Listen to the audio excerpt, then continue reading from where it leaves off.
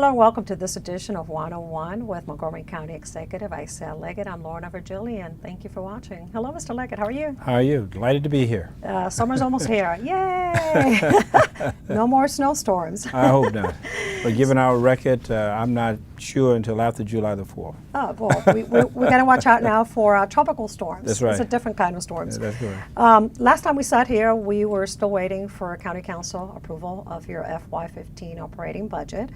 It has been approved, so your feedback on that? I think a good job overall. I want to commend Council President Rice and all the members of the County Council who voted for it. There were some adjustments, a little bit more expenditures than I had originally recommended, but it's all within the framework of the general budget that we had recommended sometime earlier.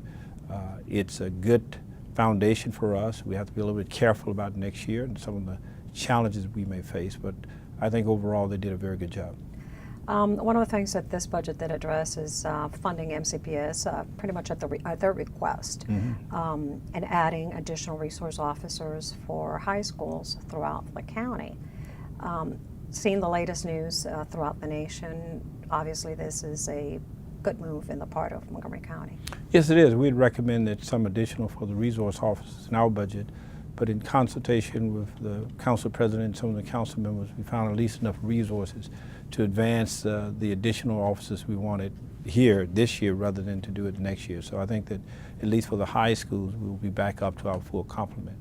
Overall, we've added in the last few years approximately 143 officers. That provides us, I think, with a very good foundation to have the flexibility to address some of these concerns. By having that number of officers, crime in Montgomery County now is 3 times below the overall national average. But overall, I feel very good about the budget, the fact that we were able to advance it. As you've indicated, looking at some of the challenges around the nation, I think it's better to be safe, to be over precautious about some of these concerns than to have to be sorry much later on. So I feel very good about what we've done. We're talking, since you mentioned police, recently it was the official grand opening ribbon cutting ceremony for the 3rd District Police Station in Silver Spring. More police officers for that particular area? Yeah, I love ribbon cutting ceremony. You've said that several times. That's right. I like groundbreaking ceremonies, but I really love ribbon cutting ceremonies because it suggests that we've completed the project. This is a wonderful addition. In fact, many people have seen the police station and didn't realize that it was a police station. I think the architects did a very good job because you look at it, it looks like a very nice modern office building that sits there right at 650 and Route 29. And it's a very inviting building because it will have amenities that the public can participate in, meeting rooms and other things. So it's a different concept. In the past, police headquarters have looked like a fortress per se. It's a chance for the community to come in, to participate with the police, to be more engaged in community policing, a much more trusting and inviting atmosphere. So I think Chief Manger and his crew have done a wonderful job of helping to facilitate the design in such a way that I think the community really felt very good about it. It was a tremendous turnout, had some wonderful tours, and you go through the building, it really is a real step forward for the future. When you mentioned community rooms, these rooms, members of the community can come in and hold meetings in these rooms? Yes, that's correct. They can. They can come in and hold meetings in the room. They could have community meetings with the police. It's more of a community building than what we've traditionally looked at in terms of a police building. Obviously, there are some secure areas that the public would not be invited into, but overall, it's a very inviting atmosphere that we have there, and I think that it will serve the community very well because it would invite participants to be engaged with the police, because in order to be successful for their jobs, they need that help and support from the community. And there will be more officers assigned? Oh yes, overall there are more officers on the force. How they are deployed is something that the chief will decide based on challenges and where he sees the needs. You like ribbon cuttings, but there's got to be groundbreaking before the ribbon cutting, and there have been a whole lot of groundbreakings lately here in the county. Let's get started with the Dennis Avenue Clinic, which construction's just started, right? Yes, a very old building, a transformed school, which we had as a clinic for medical personnel and for people coming in needing medical assistance. But the building was quite old, and we needed to convert that. It is not up to the standards for our workers, employees of the county. nor for the many functions that obviously would operate out of there. So we are building a new Dennis Avenue clinic. It will be really on the site of the old one. So what will happen in the interim would be that we will have the construction going on behind the original building. It will take a little bit of time to complete. But it will be a state-of-the-art building, first in terms of environmental factors, second in terms of how it accommodates the needs today, in terms of all of the protocols that you need for a clinical operation. So I feel very good about the future for that area and how we're going to incorporate this building. But the existing building will continue to operate during this interim. And it is one of those facilities that offers services for TB cases. That's right. Is it the only one in the county, obviously, but also in the state? I think it's the only one in the county. I'm not sure about the state, but it's the only one in the county, as I recall. But it will allow for a much more appropriate setting for any and all types of issues that they've dealt with here locally in the past. Let's talk about one of those topics that it's constantly in the radar, which is transportation in the county. Recently, you were down in the Bethesda area with the Lieutenant Governor Anthony Brown, precisely Cedar Lane and 355, improvements to that area due to BRAC and the amount of people that actually transit that region. What's coming up? Well, let's go back for just a second, because there's been a tremendous need in the past for traffic improvement to begin with. But what has happened over the last few months has been the opening of the new BRAC transfer from Walter Reed in the district to National Medical and Navy Medical in Bethesda. That will require now somewhere in the neighborhood of 1 million visits per year, 500,000 or so, a large number of patients, employees in and out of the facility. So the traffic was already somewhat challenging, and this makes it even more so. Senator Mikulski, Cardin, but more importantly, Van Hollen were successful in working with us to get some additional federal resources to allow for road improvements, intersection improvements in that area that should facilitate a better flow of traffic to relieve some of the challenges we have. Now, unfortunately, when you come in now with a new plan for an existing area, it sometimes creates backlog. So we hope that the people in the area will be patient as we go through the construction phase. But help is on the way, and I believe that once we finish this project, you'll see traffic flowing much, much better than it is today. But it'll take a little bit of time for us to get through this process, and I just hope that people are patient as we go through the construction phase. We're going to talk about construction on another side of town. When we come back, we're going to take a short break. Don't go away. We'll be right back with Montgomery County Executive Ike Leggett.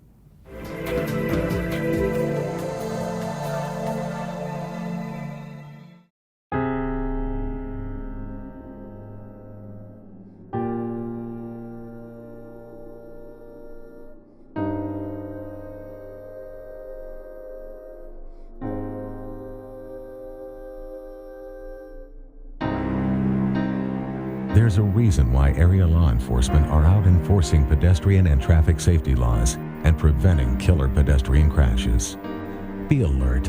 Be street smart. Are you sure they can recycle us, Clamshell? Hey, Dome, we're on a new recycling postcard. I can't wait to make a new start. Maybe I'll be a red carpet at a big premiere. And I'll get to paint the White House. Shh, here he comes. Now you can recycle more plastics in Montgomery County, including #1 PET plastics such as clamshells, deli containers, trays, lids, domes, and cups. We're in! For more information on recycling, contact the Montgomery County, Maryland Division of Solid Waste Services at 311. The wait is over. Recycle more plastics today. Don't look at me. Your hair's a bit frizzy today. Oh, you should pick that up. Oh, you're such a dork. Loser. Here, let me help you with that. Oops. Every day, kids witness bullying. Oh, look. Your crush is looking at you. Poor you. They want to help, but don't know how. See, no one here's gonna help you, because no one Teach likes your you. kids how to be more than a bystander. Visit stopbullying.gov.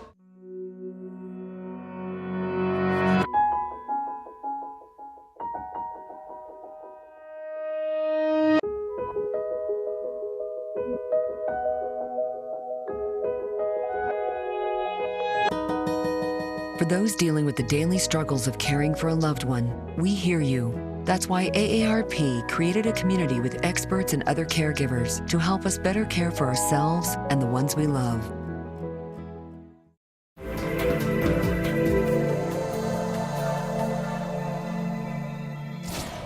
Welcome back, and thanks for joining us. Mr. Leggett, we're talking about transportation construction projects before we went to the break. The other side of town, Wheaton, MD 97, and Randolph Road, construction as well. That's going to be an innovative project. Right, just a little bit of background on this. You may recall we've had discussions on this show for some months now about my push earlier to get additional state resources for the county. And what we did over the past few years was to push very hard for a gasoline tax increase. That increase came to fruition last year, and as a result of that, Montgomery County will receive overall somewhere in the neighborhood of $1 billion to help with a number of transportation projects. This is one such project that benefits from that. That is the intersection of Georgia Avenue and Randolph Road. It is one of the busiest intersections in the entire county, and it really is a bottleneck right now, and needs some level of relief and support in order to facilitate what is happening in that general area. We have a very strong metro stop which is nearby. We will build in the foreseeable future a new library, a new recreational center. We have enhanced development that is occurring in Wheaton as well. And so the area is likely to have many, many more cars and transit operation throughout there. And so this intersection needed certainly to be improved. But again, this is one of those projects that it'll get a little bit worse before it gets better, because we will continue the operation of the existing intersection as they make the improvements. So it's not going to close it all together, but there will be some disruption. So it will take us until 2017 to finish all of the construction in that area. So again, we hope that people will be patient and understand the traffic challenges we face. So whether you live in Bethesda or in Wheaton, you got to be patient. That's right, but again, this is the only way we can find ways in which to relieve the traffic. We want to make these improvements.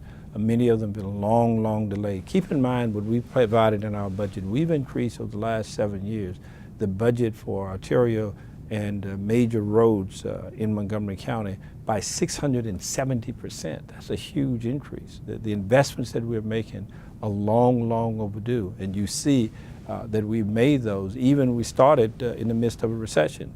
But right now you see great, great improvements all around the county in the roads projects that we've initiated thus far.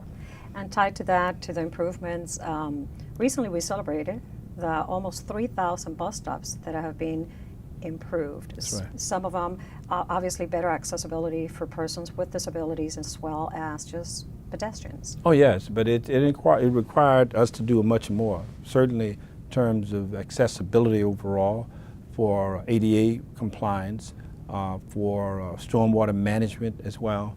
All of those things have been incorporated in almost 3,000 bus stop improvements. But it's not just that little bus stop, it is everything around that facilitates the easy flow of traffic through the area and accommodates many of the patrons who may want to utilize the bus stops. It's a remarkable achievement, again, that we completed through the midst of a great recession. We're talking about, what is it, the official number is 2,879 out of the 5,400 in the county in the last 8 years. 3,000 sounds better. 3,000 sounds better. Near 3,000. And we will continue this, and so we'll meet every objective that we've outlined in the report. Okay. Let's talk about PEPCO. The county recently filed an opposition with the Maryland Public Service Commission regarding their recent request to increase the rates. Obviously, they want to raise it on an average of 2.8 for the regular household bill. Why the county is opposing again? Well, let's back up. Now, we've had some real challenges with PEPCO over the last few years. They have, in fact, made some improvements. But I think to justify the rate increase that they want, I think is premature at this point in time. We believe that there are still some things that they need to demonstrate to justify the level of increase that they've asked for. Clearly, the areas that we've concentrated on are things which they've started to address now. For example, communication, having the appropriate plans to bring in additional support from outside the area when it's needed, And then, of course, making investments in the infrastructure. They've started to make those investments. They've improved beyond where they were a couple of years ago, but to go now to the level of the rate increase and the methodology of the increase also provides some challenges for us, because our question about this increase was that it may be somewhat open-ended, that you can simply do that almost like on automatic pilot, and we need to be sure that of the level of the increase and the methodology for that increase, so that we do not get some unintended consequences of huge increases for our residents and not have any control of that. So we believe that a rate increase is necessary. I've said clearly that they've improved.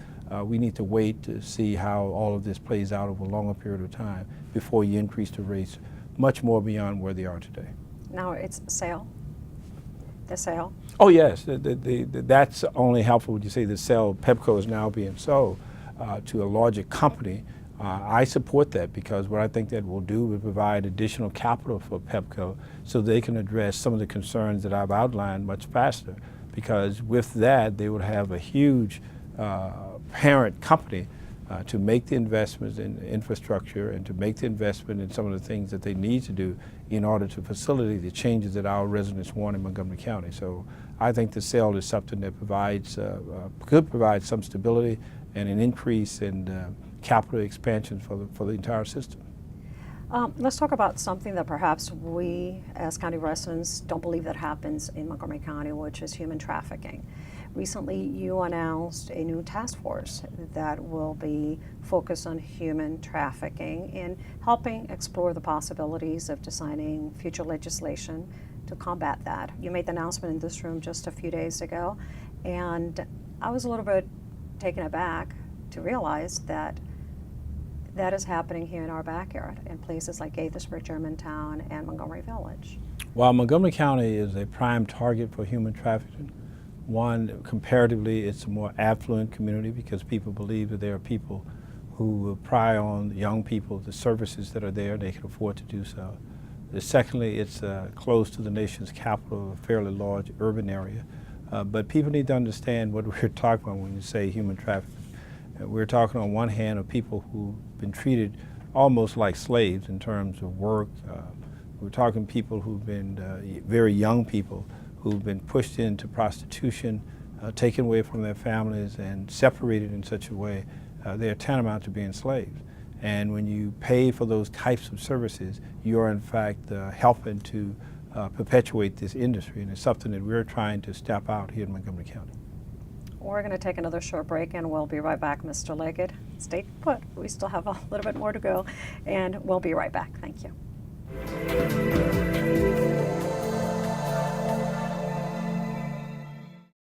So, I'm kind of new here, but I've noticed a trend. My human does this funny thing where she goes around and gets all my toys, and then she hides them in that basket by the door. You know, but it's always the same basket, and it's always in the same place. And then she acts so surprised when I find them, but, you know, she's putting them in the same basket. Again.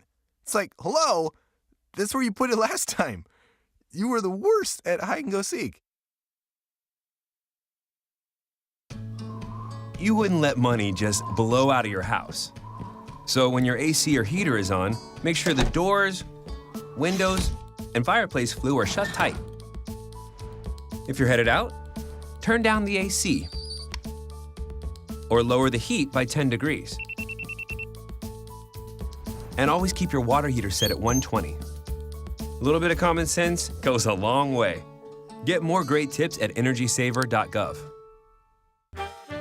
Did you know there are more than 10,000 county government phone numbers? But there's only one number you need to remember for non-emergency calls, 311. MC311 is Montgomery County government's online telephone information system. Need information? Have a problem or complaint? Trying to locate a county government facility? Call 311. The call center is open Monday through Friday, 7 a.m. to 7 p.m. The website is available 24 hours a day, 7 days a week. Ever pull into a parking lot and think, what's up with those pedestrians? Sometimes they seem so oblivious to vehicles. Park, start walking to the store, and wow, those drivers are so aggressive. They act like the lot is theirs. It's no wonder that nearly 1/3 of pedestrian collisions occur in parking lots, and a significant number cause severe injuries. Avoid becoming a statistic. Drivers, don't run over people. Pedestrians, don't get run over. It's that simple. Heads up in parking lots.